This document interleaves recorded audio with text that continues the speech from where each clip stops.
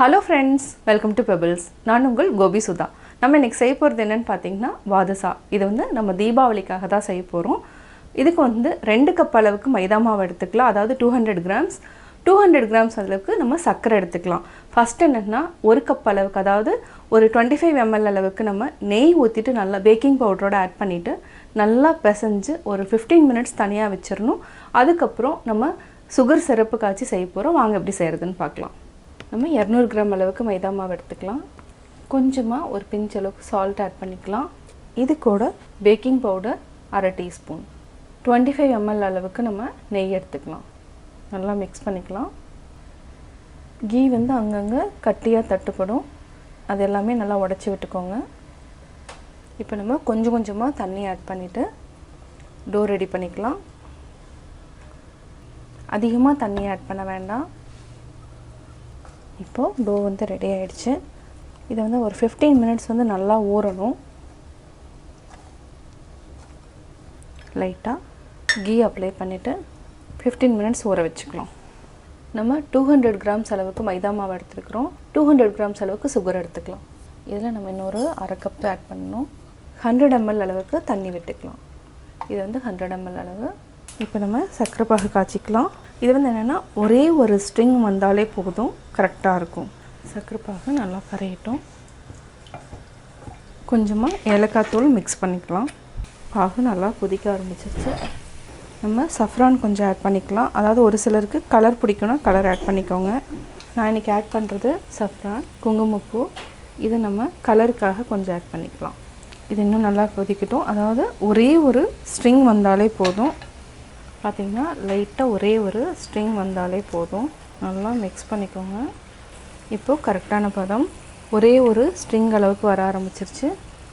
இப்போ பாத்தீங்கன்னா இந்த அளவுக்கு இருந்தாலே கரெக்ட்டான பதம். ஜஸ்ட் பிசுபிசுப்பு தான் இருக்கணும். இப்போ நம்ம ஆஃப் பண்ணிக்கலாம். 30 minutes ஆயிடுச்சு. இப்போ பாத்தீங்கன்னா இந்த மாதிரி லேயரா இருக்கணும்.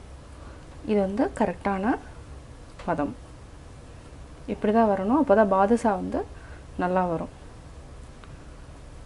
இப்போ நம்ம உருண்டை பண்ணிக்கலாம்.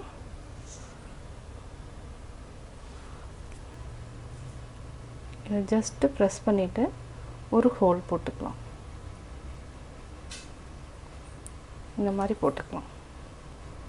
இதே மாதிரி நம்ம எல்லாத்தையுமே எடுத்து வச்சுக்கலாம்.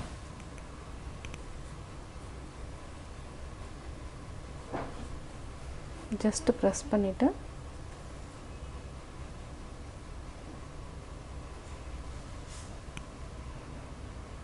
இதே மாதிரி சின்ன சின்ன உருண்டைகளா பிடிச்சு நம்ம லைட்டா தட்டிட்டு ஒரு ஹோல் போட்டோம். இப்போ நம்ம டீப் ஃப்ரை பண்ணி எடுத்துக்கலாம்.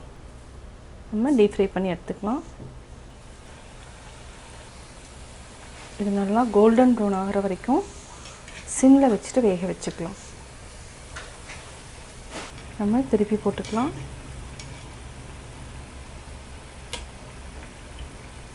பாத்தீங்கன்னா நல்லா பொன்னிறம் ஆயிடுச்சு. இப்போ நம்ம எடுத்துக்கலாம். ஒரு பிளேட்ல மாத்திக்கலாம்.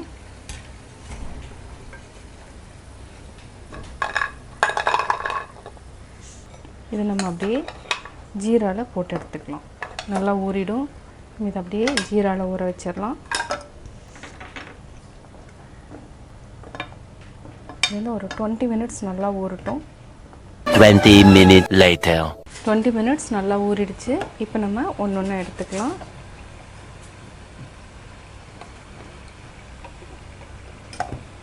இன்னும் கொஞ்ச நேரம் கழிச்சு நல்லா சாஃப்ட் ஆயிடும். பாதுஷா ரெடி ஆயிடுச்சு. நம்ம லைட்டா வந்து மேலே சிரப்பை வந்து ஆட் பண்ணிக்கலாம். தீபாவளி ஸ்பெஷல் பாதுஷா ரெடி. பாதுஷா எப்படி செஞ்சேங்கிறத பார்த்தீங்க.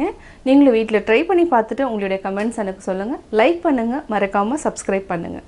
என்னோட குக்கிங் வீடியோ முடிஞ்சதுக்கப்புறம் பார்த்தீங்கன்னா ஒரு திருக்குறள் வந்து நீங்கள் பார்க்கலாம். உங்கள் குழந்தைகளுக்கு நீங்கள் சொல்லித்தரலாம். வசையிலா வன்பயன் குன்றும் இசையிலா யாக்கை பொறுத்த நிலம்.